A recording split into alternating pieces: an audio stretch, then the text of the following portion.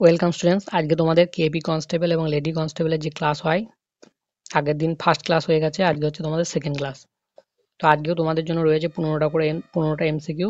তো এই 15টার মধ্যে তোমরা কত পাচ্ছ বা কটা পাচ্ছ সেটা অবশ্যই কমেন্ট বক্সে লিখে জানিও। তো ক্লাসগুলো প্রতিদিন দেখো, তাহলে তোমাদের অনেকগুলো জিকে জিএস হচ্ছে প্র্যাকটিস হয়ে যাবে। এবং ইম্পর্টেন্ট পয়েন্ট যেগুলো বলবো অবশ্যই নোট করে রাখো খাতায়, পরে দেখবে প্রচুর কাজে লাগবে। তো ফার্স্ট কোয়েশ্চেন কি হচ্ছে, যে বোধোদয় হচ্ছে কার রচনা? অপশনগুলো কি কি রয়েছে? মাইকেল মধুসূদন দত্ত, ঈশ্বরচন্দ্র বিদ্যাসাগর, রবীন্দ্রনাথ ঠাকুর এবং বঙ্কিমচন্দ্র চট্টোপাধ্যায়। রাইট অ্যান্সার হচ্ছে ঈশ্বরচন্দ্র বিদ্যাসাগর। ঈশ্বরচন্দ্র বিদ্যাসাগরের আরও কিছু ইম্পর্টেন্ট রচনা যেগুলো পরীক্ষার পারপাস থেকে খুব ইম্পর্টেন্ট মনে রাখতে হবে, বেতাল পঞ্চবিংশতি, ভ্রান্তিবিলাস এবং বর্ণপরিচয়। এই তিনটেই হচ্ছে ঈশ্বরচন্দ্র বিদ্যাসাগরের রচনা। আর মাইকেল মধুসূদন দত্ত ইনি কোন ছন্দ প্রবর্তন করেছিলেন? সেটা হচ্ছে অমৃতাক্ষর ছন্দ।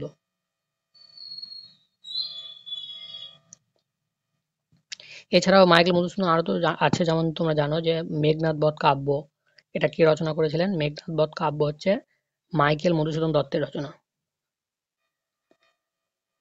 নেক্সট হচ্ছে যে কোনো মাধ্যমের প্রতিসরাঙ্কের একক কোনটি? Candela, metre, metre per second, কোনো একক নেই। প্রতিসরাঙ্কের কোনো একক হয় না। রাইট আনসার হচ্ছে option D, metre per second হচ্ছে বেগ বেগ বা দ্রুতির একক।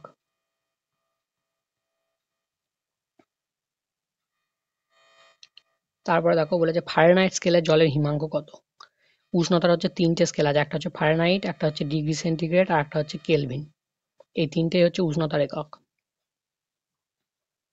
উষ্ণতার এসআই একক যদি বলে তখন তোমাদের অ্যান্সার হবে কেলভিন। তো এখানে ফারেনহাইট স্কেল বলেছে, ফারেনহাইট স্কেলে জলের হিমাঙ্ক হচ্ছে 32 ডিগ্রি সেন্টিগ্রেড, আর স্ফুটনাঙ্ক হচ্ছে 212 ডিগ্রি ফারেনহাইট।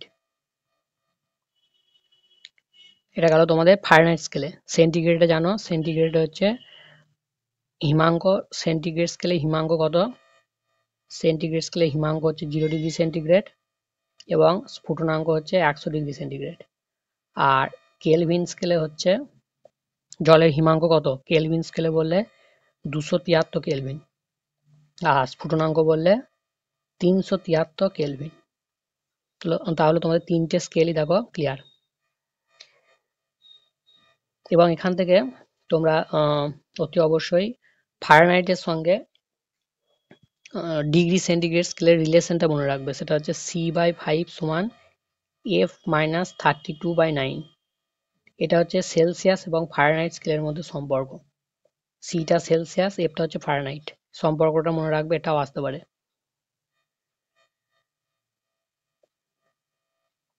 তারপর বলেছি হীরা গ্রাফাইট কিসের উপভেদ? কার্বন, অ্যালুমিনিয়াম, লোহা না সিলিকন? রাইট অ্যান্সার হচ্ছে কার্বন। হীরক থেকে মনে রাখতে হবে, এটা হচ্ছে সব থেকে কঠিন পদার্থ।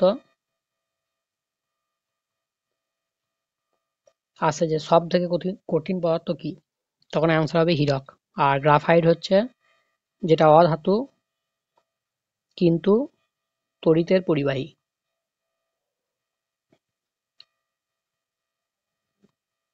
যে পয়েন্টগুলো বলছি খুব ইম্পর্টেন্ট, অবশ্যই নোট করবে।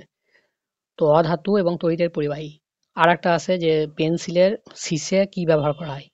পেন্সিলের শীষে হচ্ছে গ্রাফাইট ব্যবহার করা হয়। তারপরে বলেছে টিনের সংকেত কোনটি? তো সংকেত থেকে তোমাদের কোশ্চেন আসছে, আগের বারেই তোমাদের কেপি কনস্টেবলে দেখবে সংকেত থেকে একটা কোশ্চেন এসেছিল। তো টিনের সংকেত হচ্ছে এসএন। এজি কার সংকেত? এটা হচ্ছে তোমাদের সিলভার বা রূপা।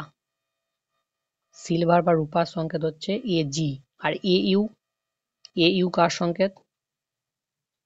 এটা হচ্ছে সোনা। নেক্সট হচ্ছে আচ্ছা, এটা গমন অঙ্গ হবে না, এটা হচ্ছে রেচন অঙ্গ হবে। তো কেঁচোর রেচন অঙ্গের নাম কি? দেহত্বক, নেফ্রিডিয়া, সংকোচনশীল গহ্বর না ফ্লেম কোষ? Right answer nephridia. কেঁচো এবং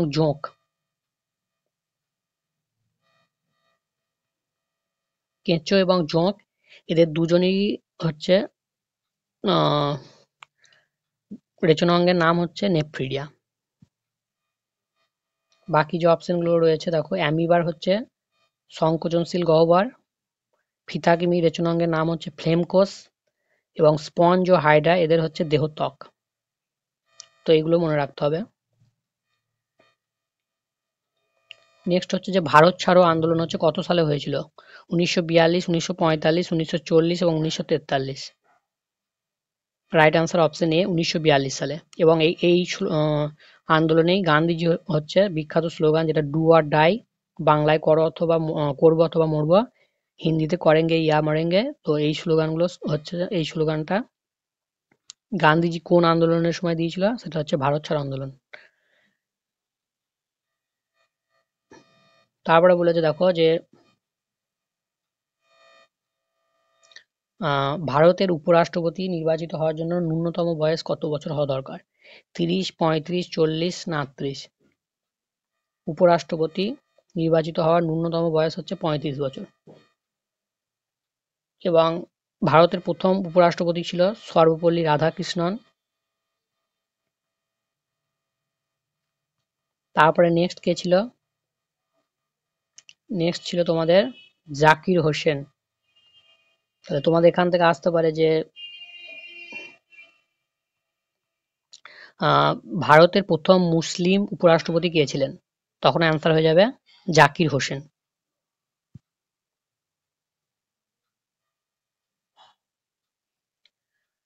আচ্ছা, রাষ্ট্রপতির সময়কাল, উপরাষ্ট্রপতির সময়কাল কত বছর বলো দেখি? উপরাষ্ট্রপতির সময়কাল কত বছর? উপরাষ্ট্রপতির মেয়াদ বা সময় হচ্ছে 5 বছর। তারপরে নেক্সট কোশ্চেন কি রয়েছে দেখো, যে হেমাটাইট হচ্ছে, নেক্সট কোশ্চেনটা করো, যে হেমাটাইট হচ্ছে কিসের আকরিক? তামা, অ্যালুমিনিয়াম, দস্তা না লোহা? রাইট আনসার হচ্ছে লোহা। লোহার সংকেত কি? এফি। অ্যালুমিনিয়ামের আকরিক হচ্ছে একটা গুরুত্বপূর্ণ, সেটা হচ্ছে বক্সাইট।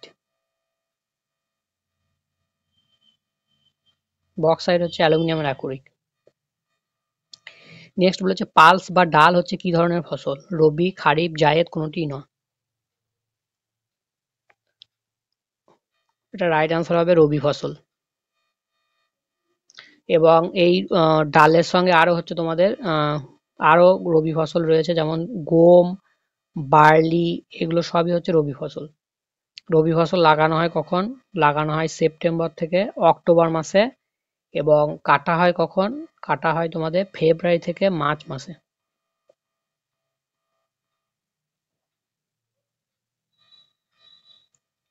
তারপরে কোশ্চেনটা করো, বলে যে নিচের কোনটা হচ্ছে লাফিং গ্যাস হিসাবে পরিচিত? Nitric oxide, nitrous oxide, aluminium oxide এবং জিঙ্ক অক্সাইড। তো রাইট আনসার কি হবে? লাফিং গ্যাস হচ্ছে নাইট্রাস অক্সাইড। সংকেতটা অবশ্যই মনে রাখবে N2O, কেননা সংকেত হিসাবে আসতে পারে N2O। নেক্সট হচ্ছে মানবদেহে গড় রক্তের পরিমাণ হচ্ছে কত থাকে? মানবদেহে অ্যাভারেজ হচ্ছে ব্লাড কত লিটার থাকে? সেটা হচ্ছে 5 থেকে 6 লিটার। এবং পুরুষদের থেকে মহিলাদের দেহে কত লিটার রক্ত কম থাকে? Half litre. পুরুষদের থেকে মহিলাদের দেহে হাফ লিটার রক্ত হচ্ছে কম থাকে। আচ্ছা, রক্তের পিএইচ কত বলো? রক্তের পিএইচ কত হয়? 7.4। তাহলে রক্ত অ্যাসিড না ক্ষার? রক্ত অ্যাসিড না ক্ষার? 7 থেকে বেশি, 7 থেকে বেশি হলে কি হয়? ক্ষার। আর 7 থেকে কম হলে অ্যাসিড।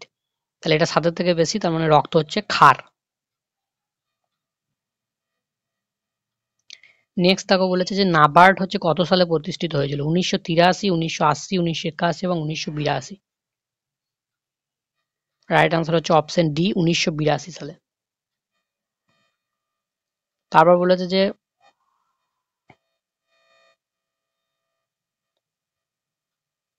নেক্সট কোশ্চেন কি বলেছে, যে কোন পঞ্চবার্ষিকী পরিকল্পনা হচ্ছে প্রশান্তচন্দ্র মহালানবিসের হচ্ছে মডেল অনুসারে তৈরি হয়েছিল? প্রথম, দ্বিতীয়, তৃতীয় না চতুর্থ? রাইট আনসার হচ্ছে সেকেন্ড, যে 5 ইয়ার প্ল্যান রয়েছে সেটা। তো দ্বিতীয়। কত সালে হয়েছিল দ্বিতীয় পঞ্চবার্ষিকী পরিকল্পনা? সেটা হয়েছিল তোমাদের 1956 থেকে 1961 সাল পর্যন্ত, এই 5 বছর। তো এই যে দ্বিতীয় পঞ্চবার্ষিকী পরিকল্পনা, সেখানে লক্ষ্য কি ছিল? প্রথম লক্ষ্য ছিল শিল্পের উন্নয়ন এবং খনিজ সম্পদ, ইন্ডাস্ট্রি অ্যান্ড মিনারেলস, এটা ছিল মেন লক্ষ্য। এবং এই দ্বিতীয় পঞ্চবার্ষিকী পরিকল্পনায় তোমাদের 3টে লৌহ ইস্পাত শিল্প গড়ে উঠেছিল, যেটা আসে পরীক্ষায়। দুর্গাপুর, নেক্সট হচ্ছে তোমাদের ভিলাই অ্যান্ড রাউরকেল্লা। এই 3টে ইস্পাত শিল্প হচ্ছে দ্বিতীয় পঞ্চবার্ষিকী পরিকল্পনায় গড়ে ওঠে। আচ্ছা, লাস্ট কোয়েশ্চেনটা কি রয়েছে দেখো, যে রাজ্যসভায় হচ্ছে কতজন সদস্যদের রাষ্ট্রপতি হচ্ছে মনোনীত করতে পারেন? 10, 11, 12 না 13? তো রাইট আনসার হচ্ছে কতজনকে মনোনীত করতে পারেন? 12 জনকে। তাহলে তোমাদের আজকেও 15টা এমসিকিউ কমপ্লিট।